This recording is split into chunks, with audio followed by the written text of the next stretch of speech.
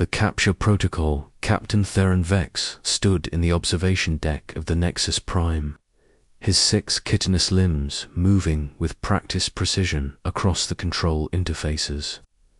The massive research vessel drifted silently through the void between star systems, its dark hull absorbing the light of distant suns.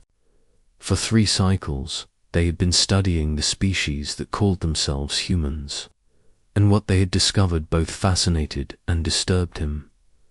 The Kithran Empire had built its reputation on methodical conquest.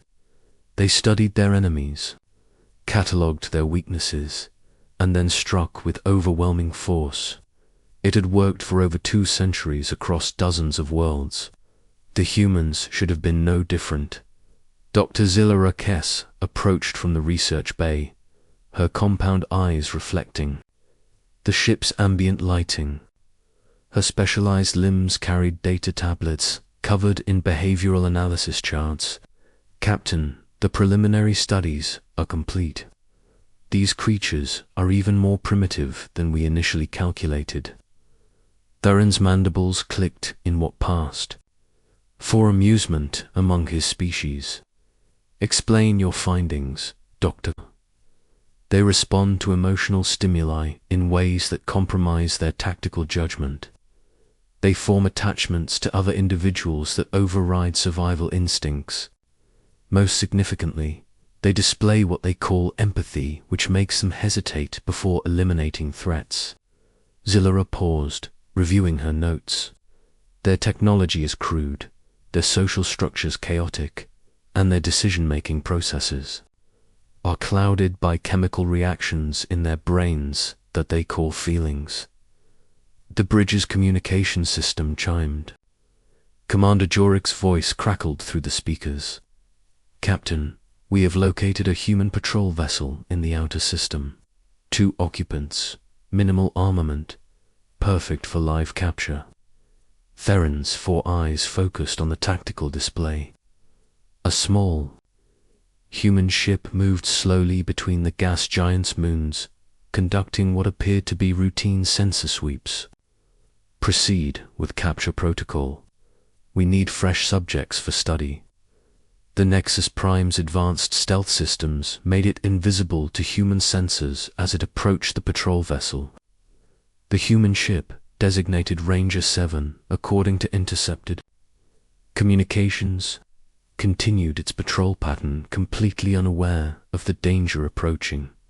Inside the human vessel, Marcus Chen checked his instrument readings for the 3rd time in 10 minutes.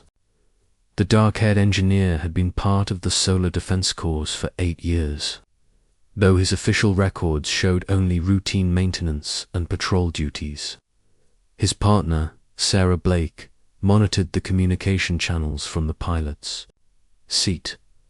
Her blonde hair was pulled back in a regulation bun, and her blue eyes showed the casual alertness of someone accustomed to long, quiet shifts.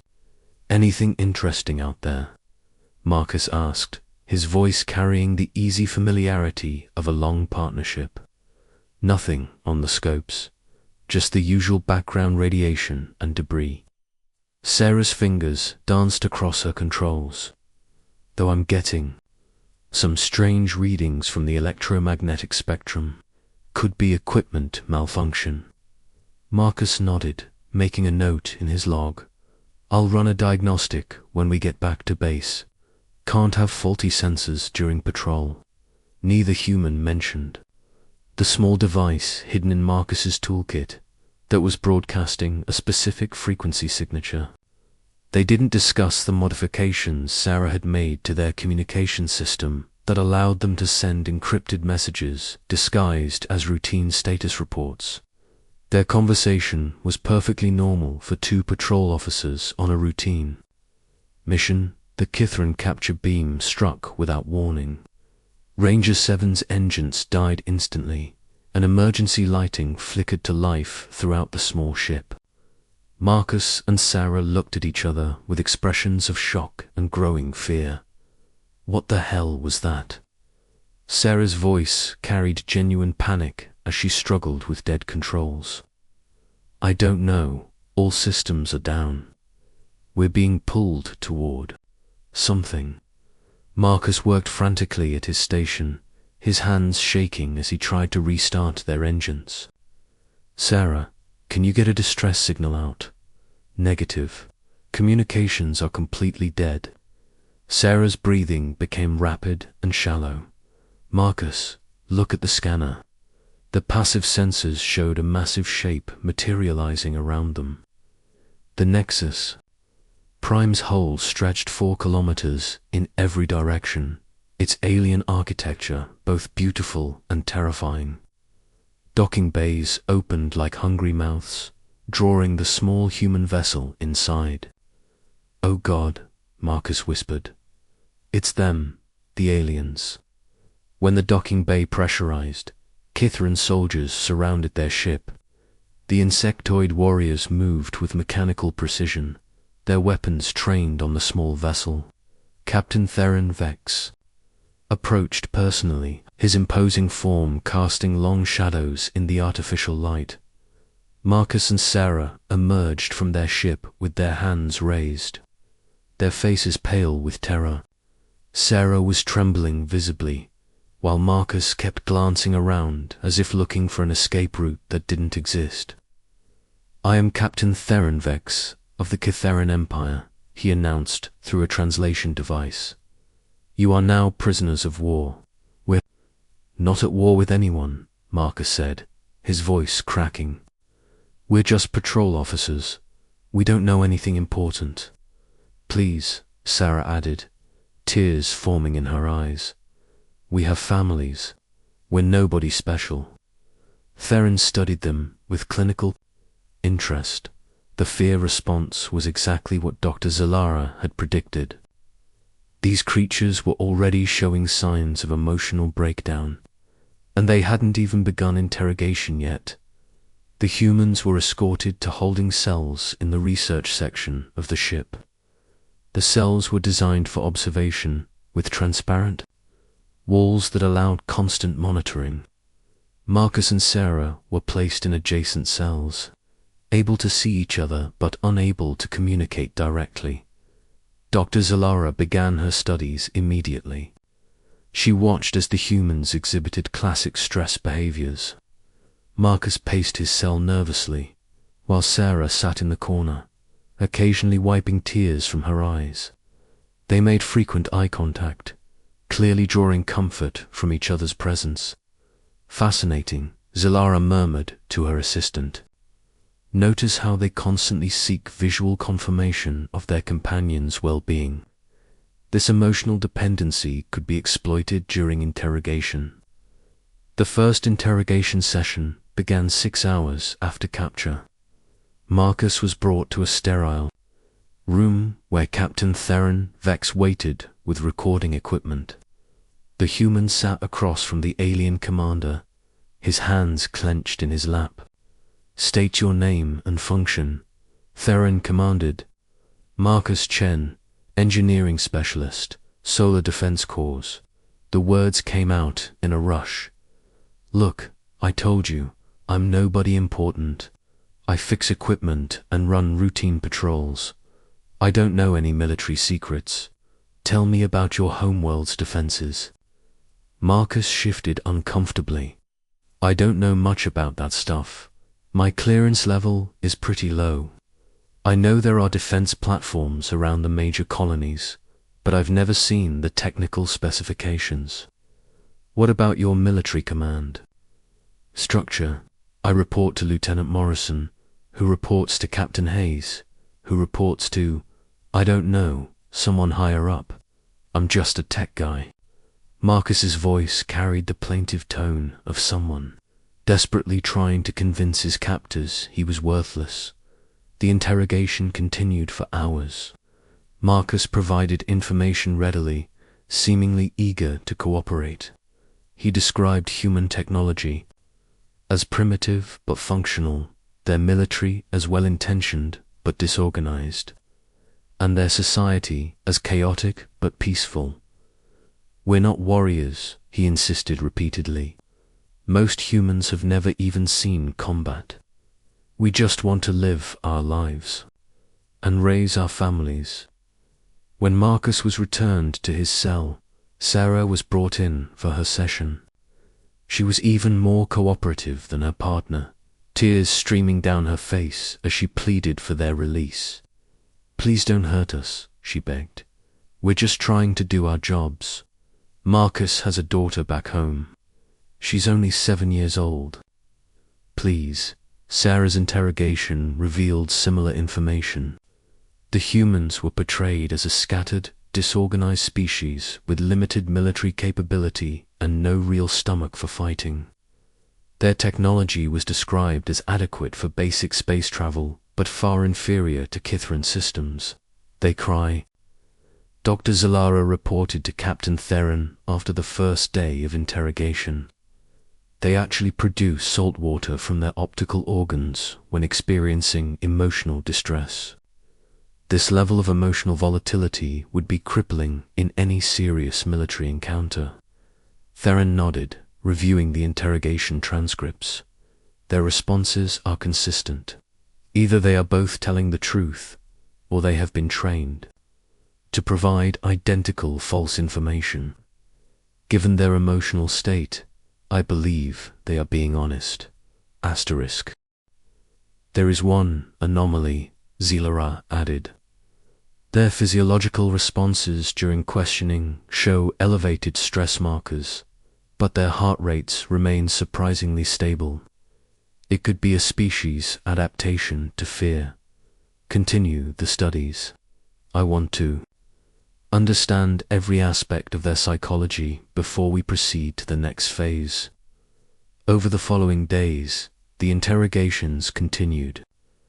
Marcus and Sarah provided detailed information about human colonies, trade routes, and military installations. They drew maps, described weapon systems, and explained communication protocols.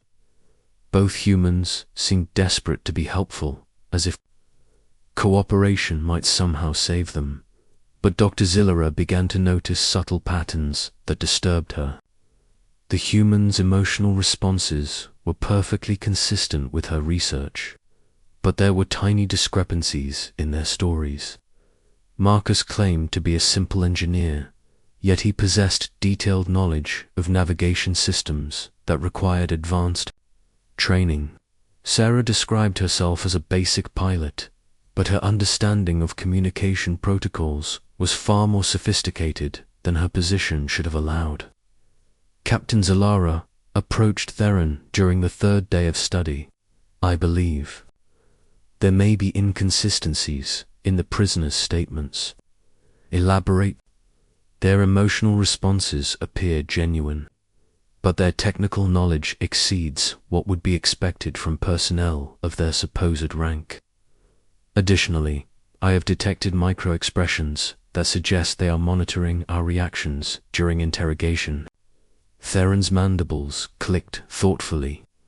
"Are you suggesting they are intelligence operatives?" "I am suggesting that these humans may be more sophisticated than they appear. Their emotional displays could be calculated performances rather than genuine responses. That seems unlikely. No species could maintain such convincing emotional deception under extended interrogation." "Perhaps no species that we have encountered before," Zilara said quietly. That night, as the ship's lights dimmed to simulate a day-night cycle, Marcus and Sarah lay in their cells. Two external observers, they appeared to be sleeping, but occasionally one would shift position, and their movements seemed to follow a pattern. A tap against the wall, a specific gesture, a particular way of breathing. They were communicating, Dr. Zilara noticed at first during her late-night review of the surveillance recordings. The humans were using a complex system of subtle signals to exchange information, hand positions, breathing patterns. Even the way they arranged their bodies during sleep carried meaning. "They have been talking to each other this entire time," she informed Captain Theron the next morning.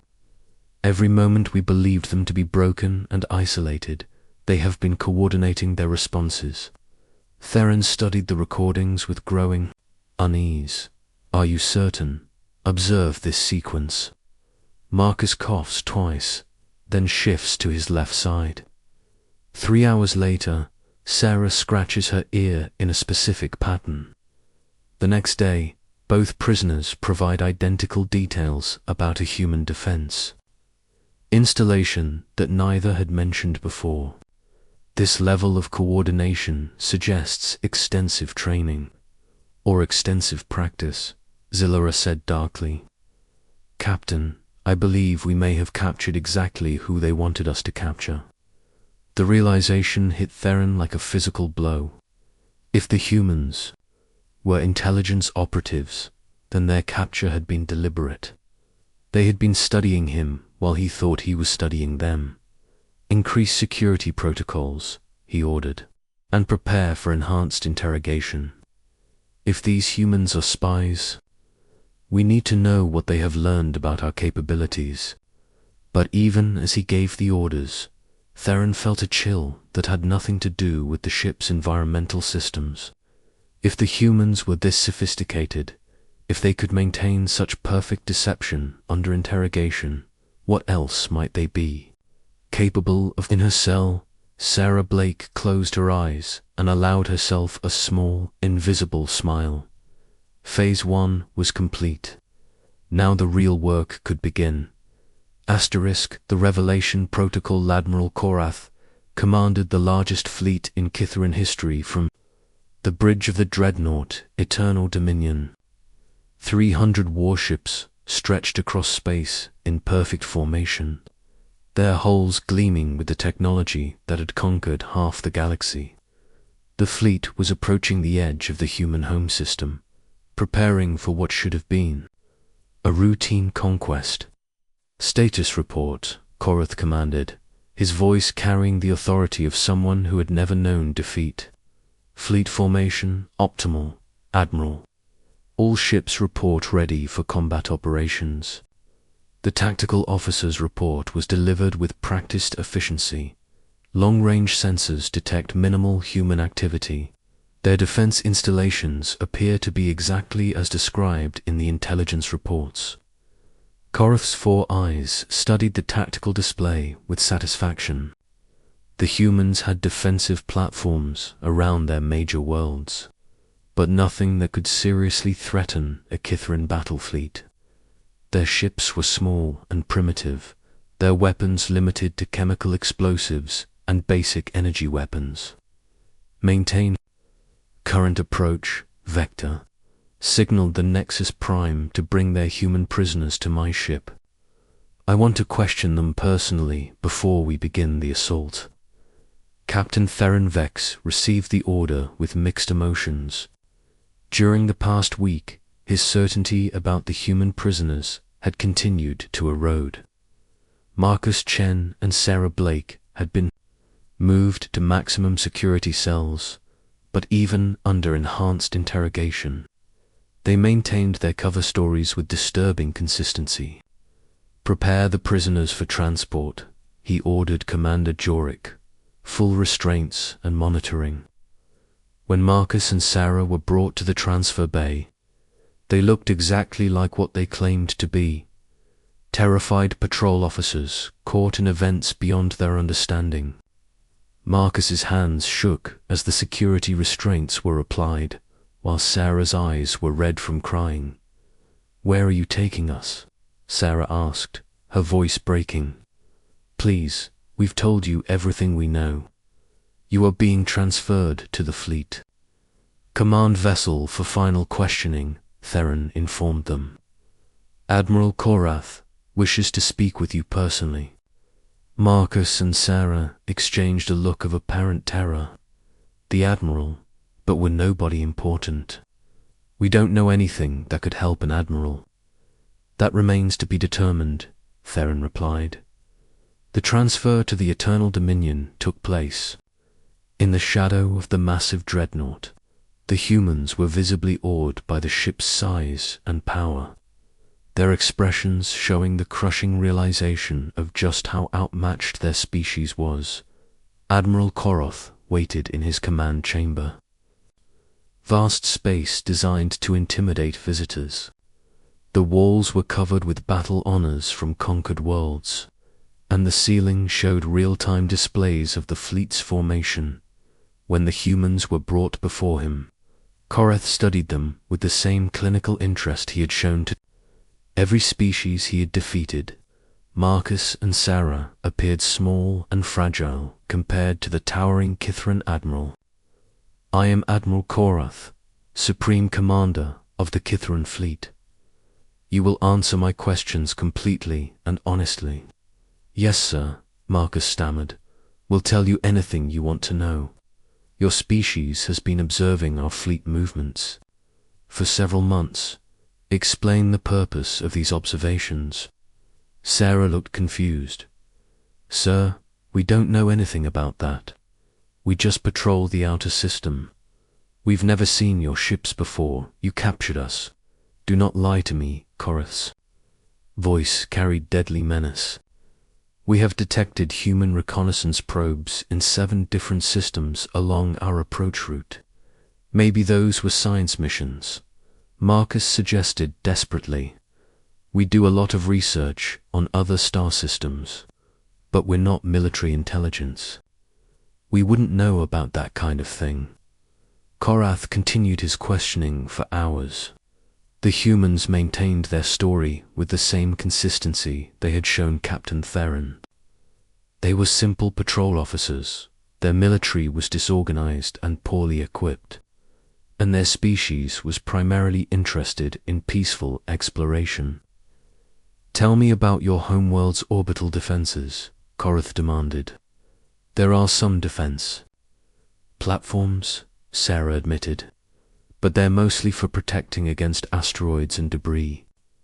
I don't think they're designed for real combat." "What about your fleet strength?"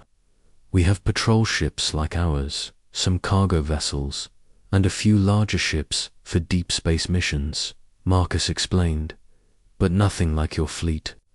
We've never seen anything so powerful." As the interrogation continued, Koroth began to share Captain Theron's growing unease. The humans' responses were too perfect, too consistent. No species could maintain such detailed deception under the level of psychological pressure they were applying. Admiral Dr. Zalara approached during a break in the questioning. "I have been analyzing the prisoners' biometric data. There are anomalies that suggest they may not be what they claim. Explain." "Their stress responses are consistent with fear, but their cognitive function remains elevated. They are processing information and making calculations even while appearing to be in emotional distress." Koroth studied the data with growing suspicion. "Are you suggesting they are intelligence operatives?" "I am suggesting that these humans may be far more sophisticated than any species we have previously encountered. Their ability to maintain deception while under extreme duress suggests training that exceeds anything in our databases. That would mean their capture was intentional. It would mean that everything we think we know about human capabilities may be deliberately false information." Koroth felt a chill that had nothing to do with the ship's environmental systems. If the humans were capable of such sophisticated deception, what else might they be hiding? Resume the interrogation. Apply maximum psychological pressure. "I want to know exactly what these creatures are hiding." But when the questioning resumed, something had changed. Marcus and Sarah still appeared to be terrified prisoners, but there was something different in their eyes, a calculation that hadn't been there before. "Admiral," Marcus said quietly, "I think there's something you should know. Speak. We're not who we said we were." The admission hung in the air like a physical presence. Koroth's 4 eyes focused on the human with predatory intensity. "Explain." Marcus straightened slightly, and for the first time, his voice carried no trace of fear. "My name is Marcus Chen, but I'm not a simple engineer. I'm a colonel in human special operations, and I've been studying your species for 3 years. Sarah's transformation was even more dramatic. The tears stopped, her posture changed, and when she spoke, her voice carried the authority of someone accustomed to command. I'm Commander Sarah Blake, Human Intelligence Division. We've been waiting for you to capture us. Impossible, Korath snarled. You have been under constant surveillance. Your emotional responses were genuine, were they? Marcus asked with a slight smile. Admiral, humans have been deceiving each other for thousands of years. We've had extensive practice in appearing to be something we're not. The fear, the tears, the desperation, all of it was performed. All of it was calculated, Sarah confirmed. We needed to be captured so we could study your interrogation techniques, your security protocols, and your fleet capabilities. Dr. Zillera stepped forward, her compound eyes reflecting disbelief. The level of deception you are describing would require preparation that spans years. Decades, Marcus corrected. We've been preparing for this war since the first time we detected your ships in neighboring systems. War, Korath's voice carried dangerous undertones. You are a primitive species with limited technology. You cannot wage war against the Kithran Empire. Sarah's expression became almost pitying. Admiral, you've been thinking about this all wrong. You believe this is a war between your technology and our technology, but this is actually a war between your thinking and our thinking. Explain. You study your enemies, catalogue their weaknesses, and then strike with overwhelming force. It's efficient, methodical, and it's worked for centuries. But it only works if your enemies fight the way you expect them to fight. Marcus continued the explanation. Humans don't fight fair. We don't meet you in open battle where you're superior. Technology gives you the advantage. We study you, learn your methods, and then we use your own strengths against you. You have no fleet capable of challenging our forces, Korath stated. Don't we? Sarah touched a small device concealed in her clothing. Admiral, you might want to check your long-range sensors. The bridge's communication system crackled to life. The tactical officer's voice carried a note of panic. Admiral, we're detecting massive energy signatures throughout the system. Unknown vessels are decloaking in multiple sectors. Korath rushed to the tactical display, his 4 eyes widening at what he saw. Hundreds of human ships were materializing from apparently empty space, but these weren't the primitive vessels described in the intelligence reports. These were warships that incorporated advanced technology, sleek and deadly looking. How is this possible? Korath demanded. Stealth technology, Marcus explained calmly. We've been studying your sensors for years. We know exactly how to hide from them, but your technology is primitive. Is it? Sarah asked. Or is that just what we wanted you to think? Admiral, every piece of information we gave you was designed to make you underestimate us. We described our technology as basic because we wanted you to bring your entire fleet into our home system. The main view screen activated, showing the image of a human woman in military uniform. She was middle-aged, with steel-grey hair and eyes. That showed the confidence of someone who had planned for this moment. Admiral Korath, the woman said. I am General Alina Vasquez, Commanding Officer of Human Defense Forces. I believe you have 2 of my officers aboard your ship. This is impossible, Korath snarled. Our intelligence indicated your species was peaceful and disorganized. Your intelligence was provided by us, General Vasquez replied.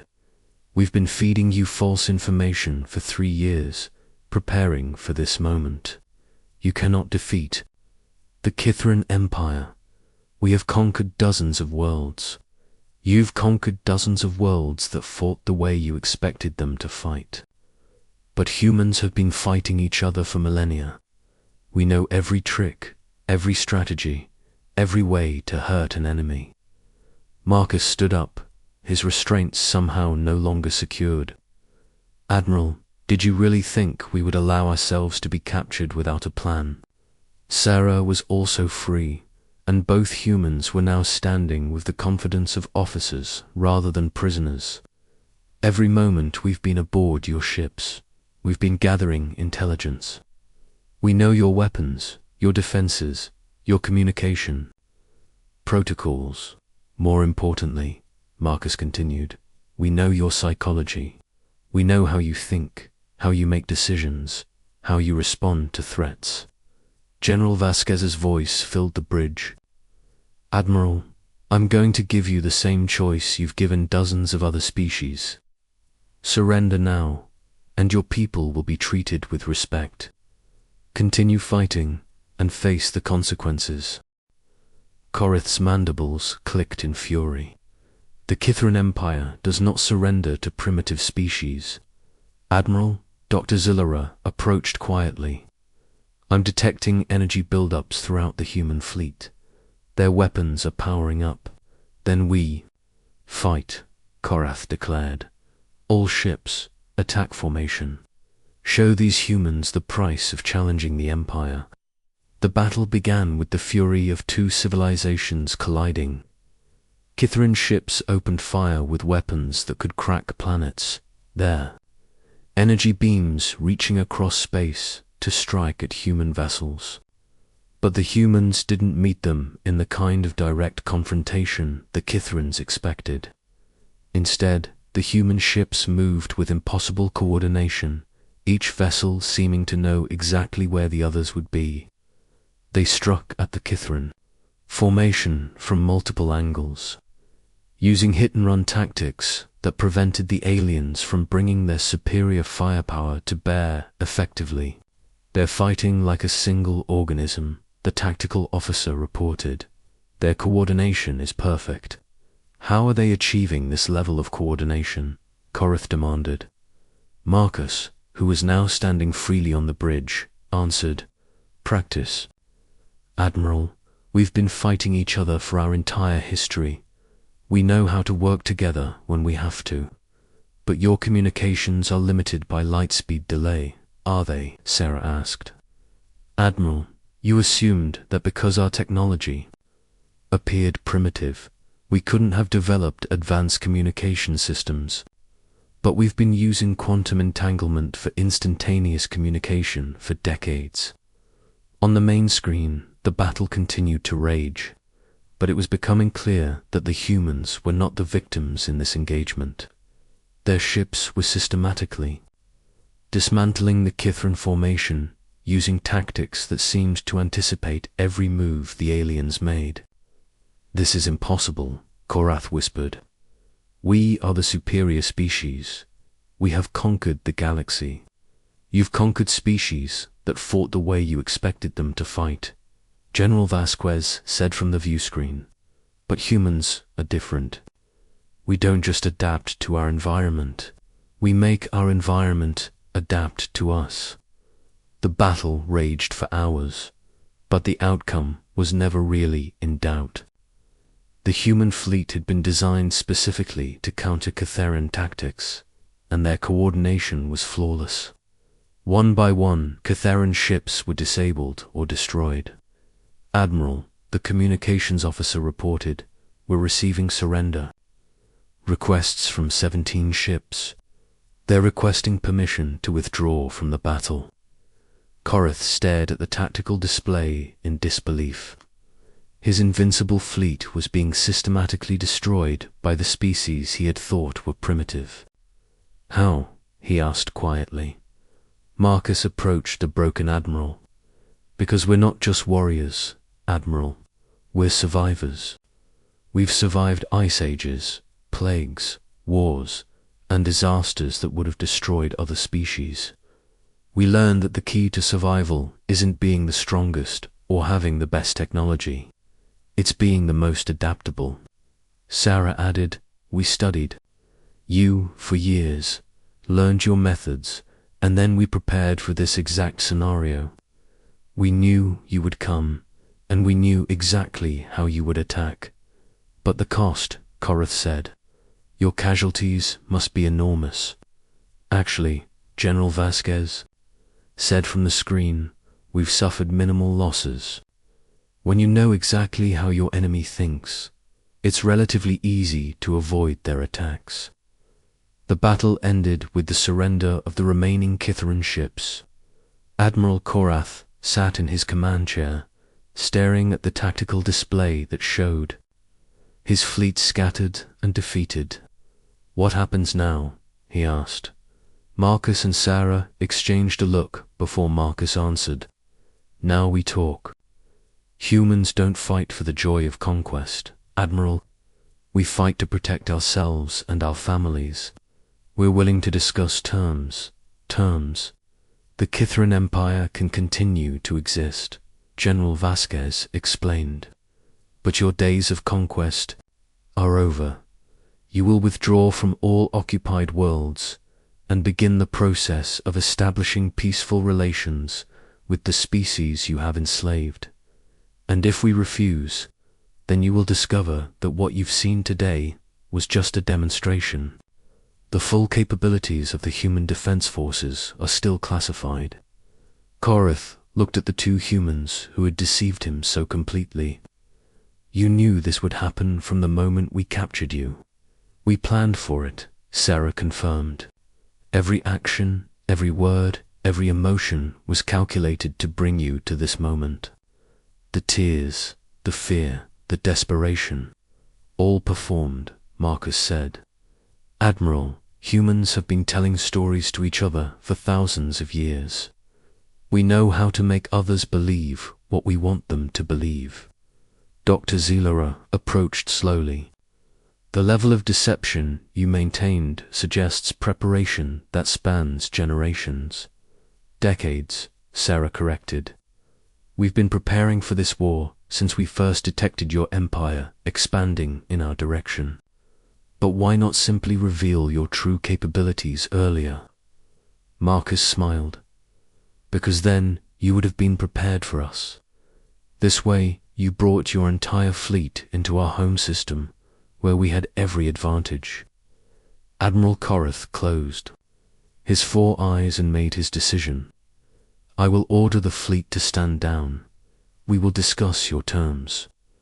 A wise choice, General Vasquez said. Marcus, Sarah, excellent work. You can come home now. As the two humans prepared to leave the flagship, Admiral Korath had one final question. How long have you been planning this? Marcus paused at the door. Admiral, humans have been planning for war since the moment we first looked up at the stars and wondered what else might be out there. We've been preparing for you since before you knew we existed. And now we prepare for whatever comes next, Sarah said. That's what humans do. We survive, we adapt, and we prepare for the future. As the two humans left the bridge, Admiral Korath sat alone with the wreckage of his certainty.